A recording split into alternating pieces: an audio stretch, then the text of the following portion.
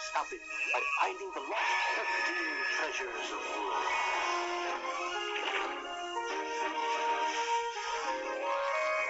At his side is an unlikely but loyal crew of misfits. At his back, the evil pirate lord Blood, who will stop at nothing to get the treasures for himself.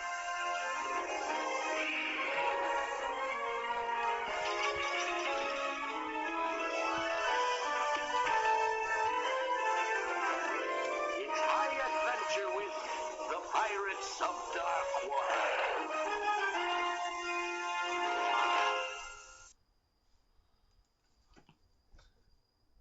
As the crew activated the first gems from the lighthouse, the dark water was pushed back, causing the rest of Mur to be surrounded by dark water, making it worse than ever before. The Dark Dweller endlessly searched for the remaining 6 treasures of rule. Dark water finally surrounding many shores, making them the worst place on Earth. Bloth's ship went under attack, and the sewer slaves escaped with the constrictors from watching Ren too many times. Ren's crew is forever loyal. The living gem evolved because the dark water fully surrounded it, causing a self-preservation thing. With the influx of dark water, word started to spread among the pirates of the world about the boy Ren and his quest for the treasures. Most prefer dark water.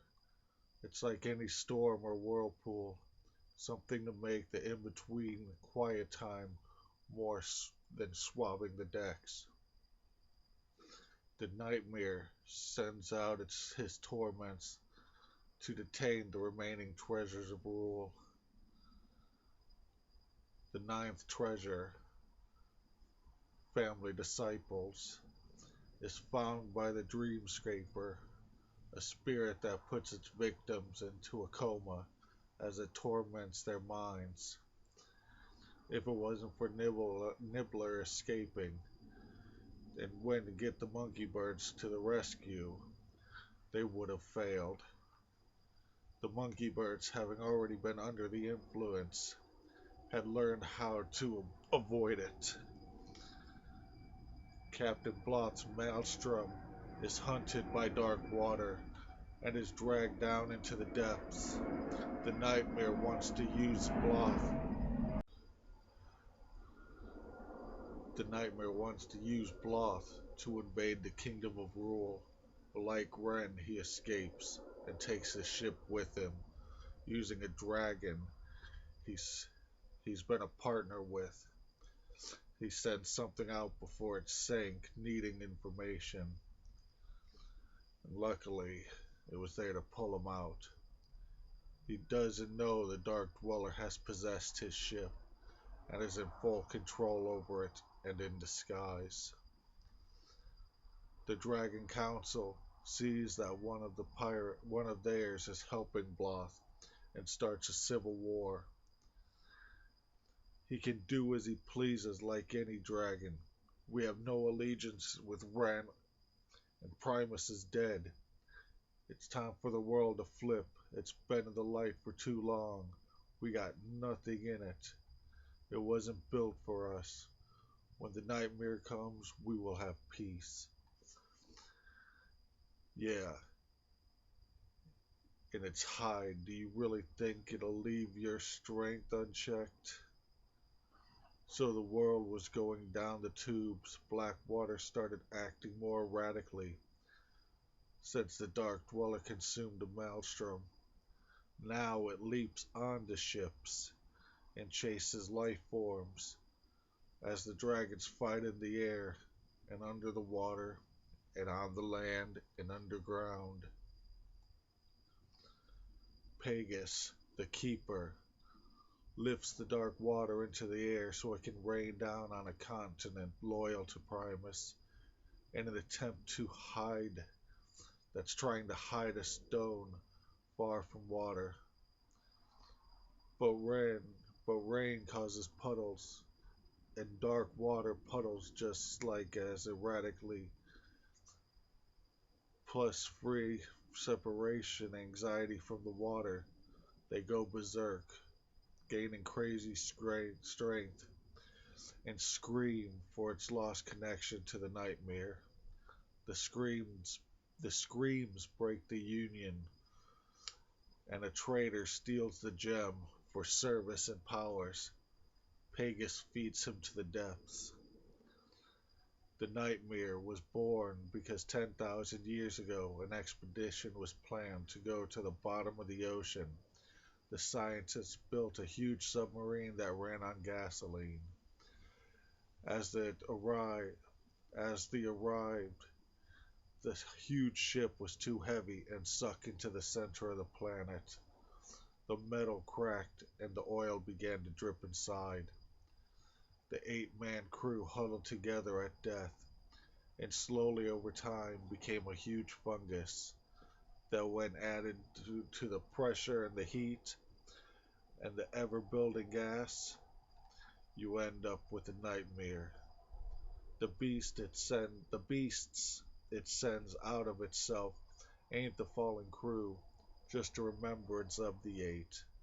The 8 are now one, and no soul remains. The 13 treasures of rule are 13 gifts given by 13 deities who loved the planet Rule 100,000 years ago.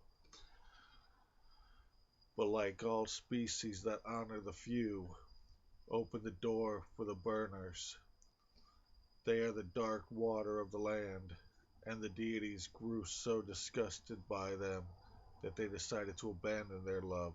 They gathered all the treasures and built a lighthouse so that the light would always have the foundation. King Primus's grandfather, the sea grifter, was obsessed with the ocean and its waves. He raised his line to rule the oceans by being the best, making them making them the kingdom of rule soil. Not many were pleased with this, and some say it started the end. The burners owned the outskirts and held no allegiance to rule or myrrh, so as any destroyer would. They studied their adversaries, soon learning of the lighthouse. The sea grifter was so laid back and lenient, his kingdom became a museum.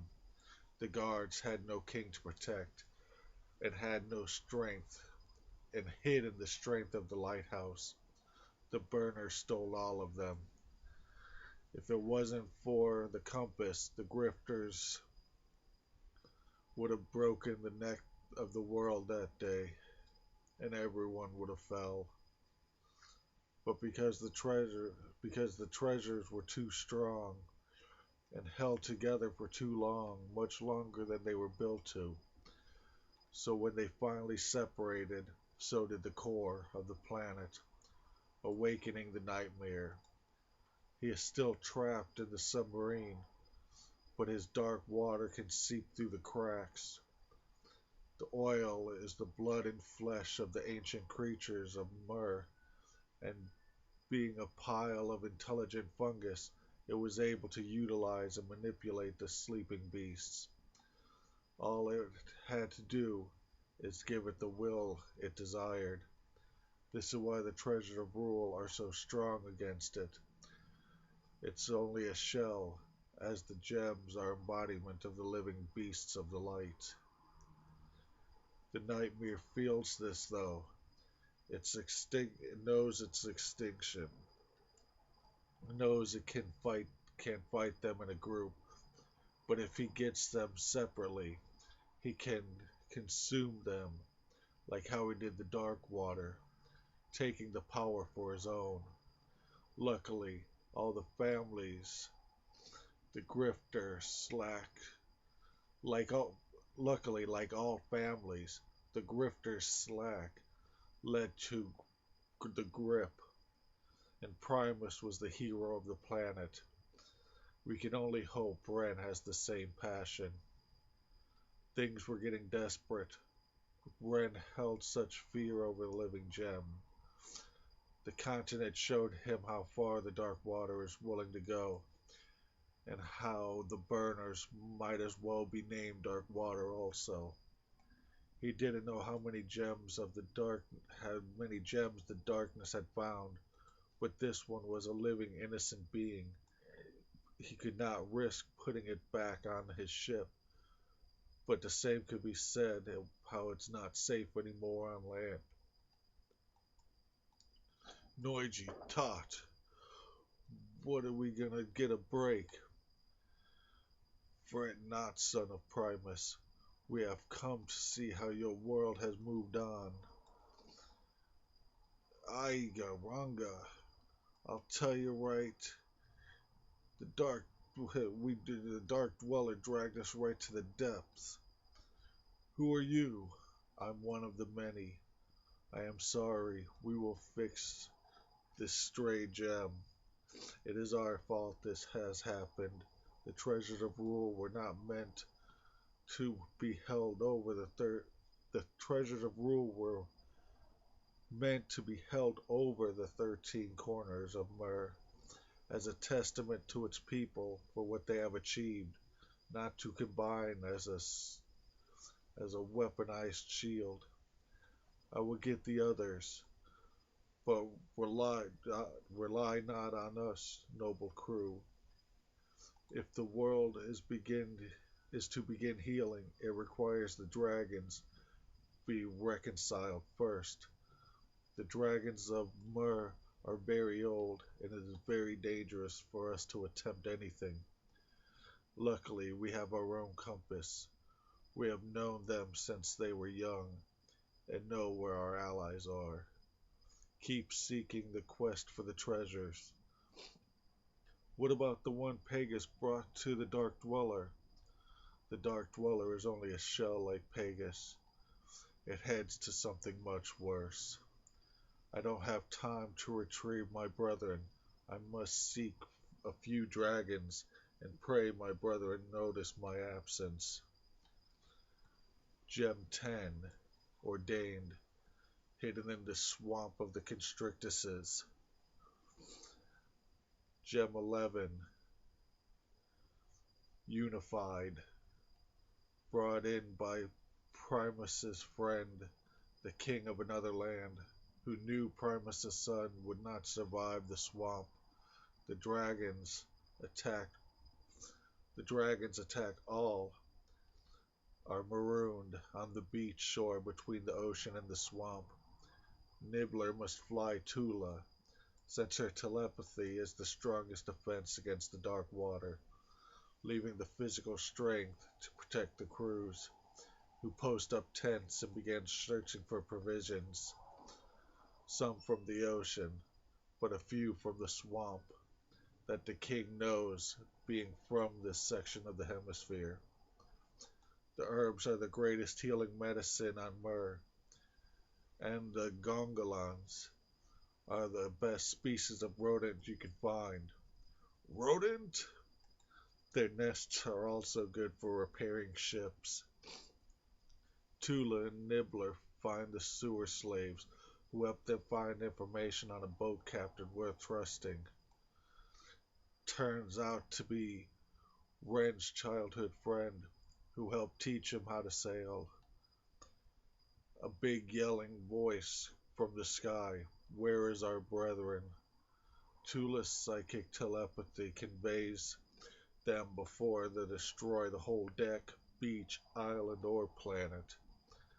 The sound of it, by the sound of it, they make a pit stop to pick up someone imperative to the captain's success before they go and reach Ren. Gem 12, conquered. Primus holds the 12th treasure that not only breaks the dark water from invading the crews on the shore, but hits the dragons hard enough to get their attention. I didn't know they could do that, Ren said quietly. Primus! Primus is alive! The dragons bowed in shame. Not much for a boat, is it? It was a fleet. Primus tells one of the dragons to use its illusions to reinforce the ship until it can get them safety back to their shore. But shouldn't we stay with you? No. Separates us and separates them. They won't know which way we'll go. After you get back to the port, you can act as a diversion, but not before. We'll need all the dragon's faculties. Meanwhile, the Dark Maelstrom has killed 2 dragons and captured the deity. As I feared, we're too late. The nightmare corrupted the 9th treasure. A voice boomed so loud it vibrated the ocean. Actually, I have 2 treasures of rule. And the 1,000-foot tall nightmare fungus breaches the surface, consuming the maelstrom and the captive right in front of its brethren.